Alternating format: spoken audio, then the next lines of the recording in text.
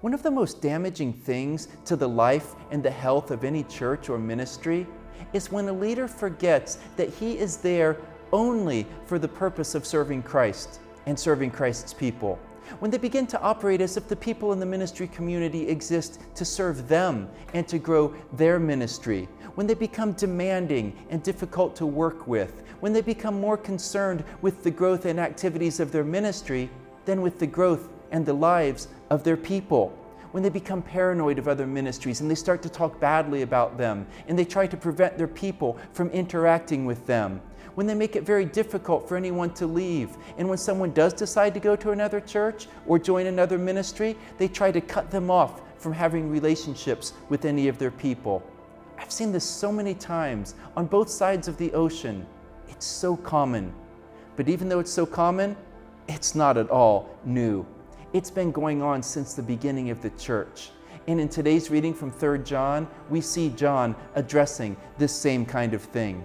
The letter's addressed to a man named Gaius, who appears to be a leader in the church. And John tells Gaius he's so happy to hear the reports of how faithfully he's walking with the Lord and how faithfully he's leading the people.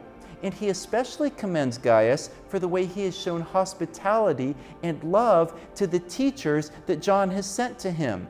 He says in verse 7, "These people we've sent are not doing ministry for any selfish purposes. They just want people to know Christ." So he says we should support people like that because they are our fellow workers in the truth. They have the heart of true leaders. And John shows that he does as well. Verse 4, he says, "I have no greater joy than to hear that my children are walking in the truth." I love this. His greatest joy is not when people see his ministry as successful. His greatest joy is not when people gather to serve him or to honor him.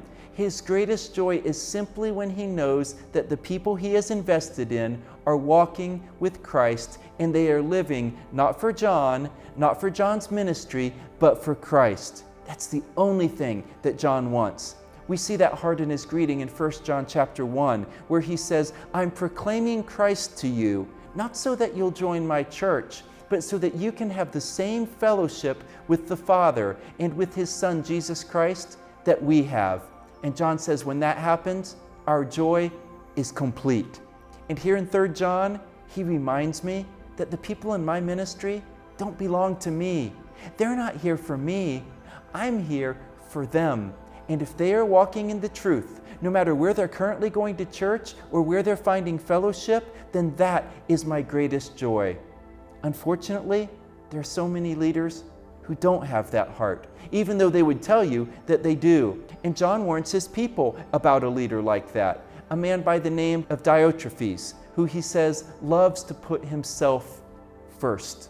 He says this man was falsely saying all kinds of things about John and his co-workers. And when John sends out teachers of the gospel, he refuses to welcome them. Why? Because they're from John. And not only that, but Diotrephes doesn't even allow any of his people to welcome those teachers. And if they do, he puts them out of his church.